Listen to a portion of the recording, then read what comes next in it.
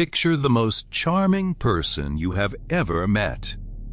The one who walked into a room and owned it instantly. The one who made you feel like the most important person in the world until you weren't useful anymore. Chances are you were not just impressed by that person. You were being managed by them.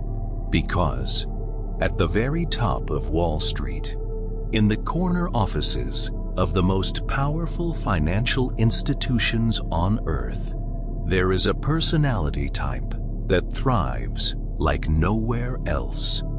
Psychologists call it the Dark Triad.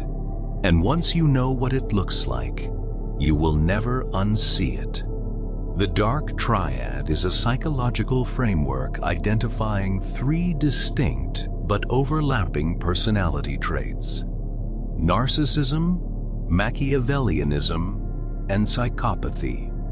Narcissism is an inflated sense of self-importance, a deep need for admiration, and a striking lack of empathy for others. Machiavellianism is the cold, strategic manipulation of people as tools to achieve personal goals.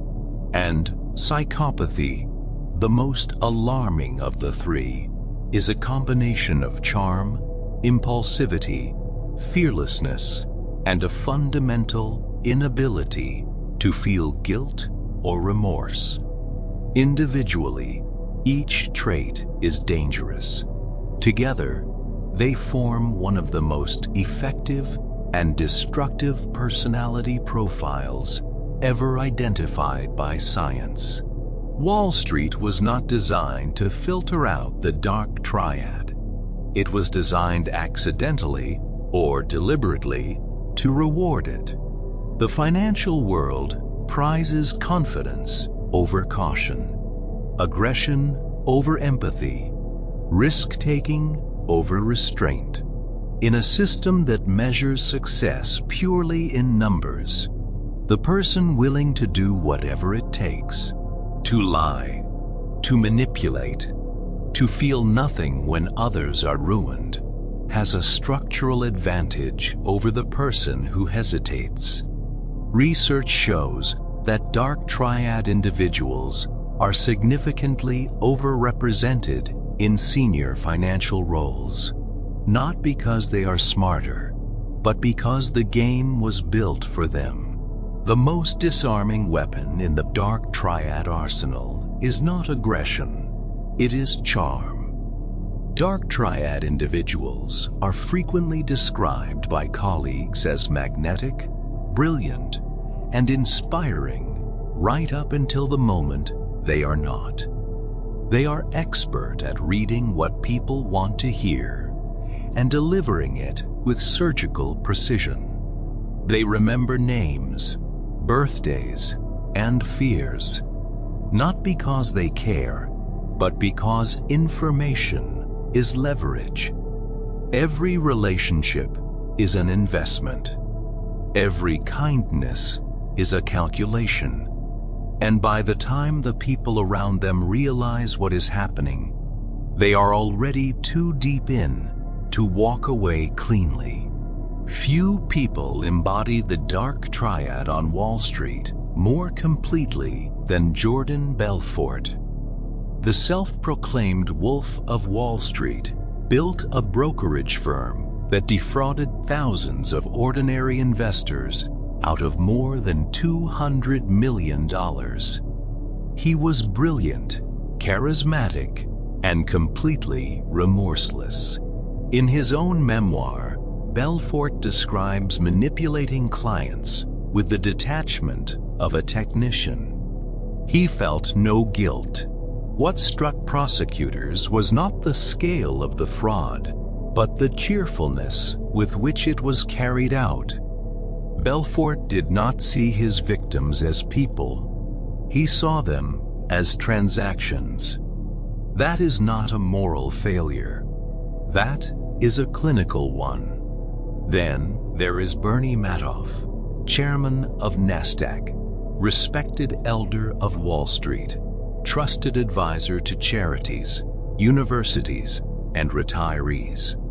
For over 40 years, Madoff ran the largest Ponzi scheme in human history, stealing $65 billion from tens of thousands of victims. What made Madoff uniquely terrifying was not his greed, it was his patience.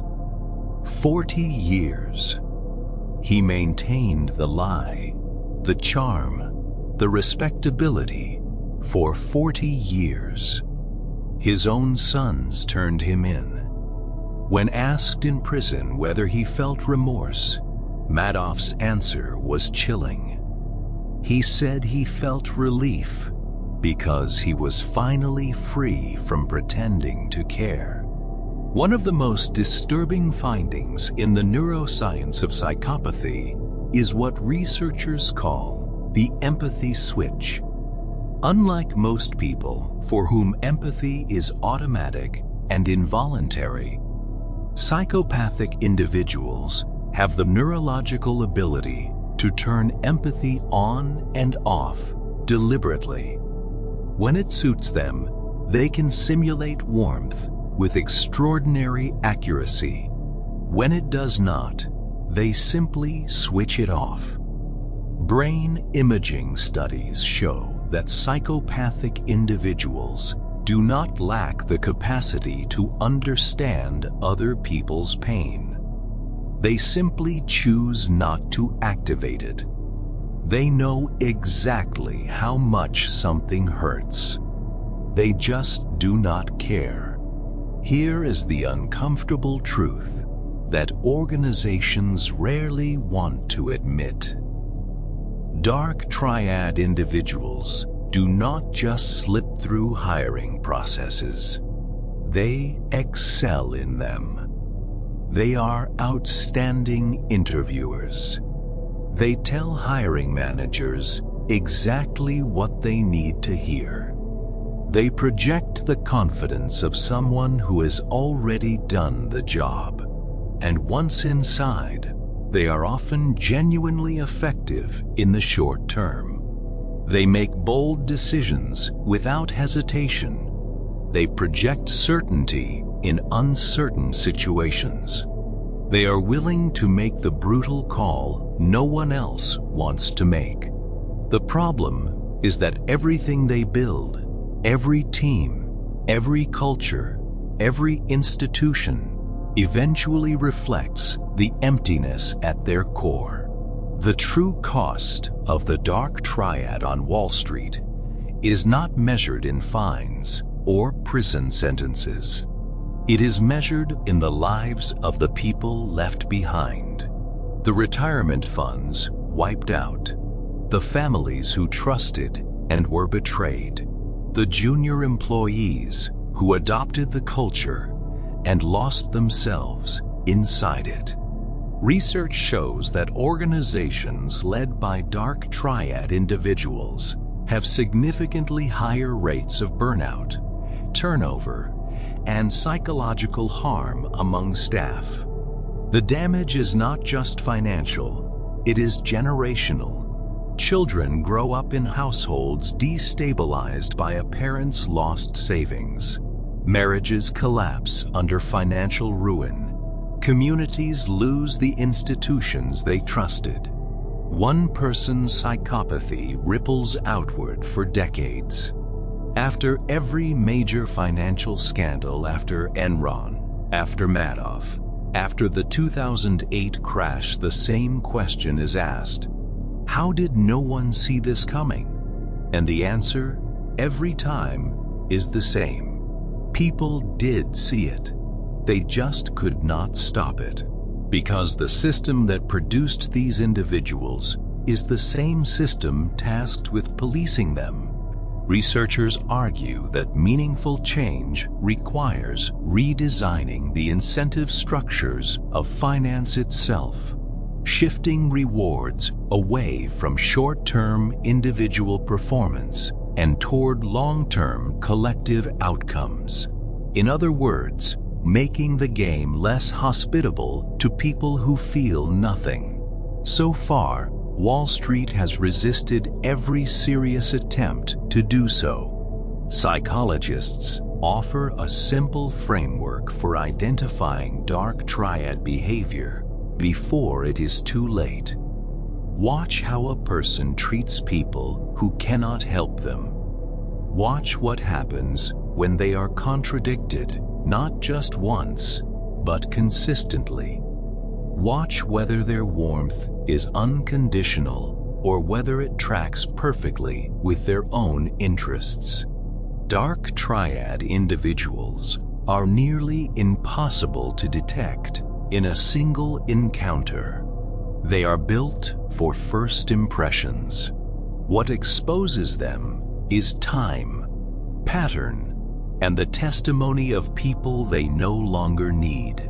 The charming person who made you feel special. Ask yourself, who did they make feel worthless when the deal was done? The most unsettling thing about the dark triad is not that these people exist.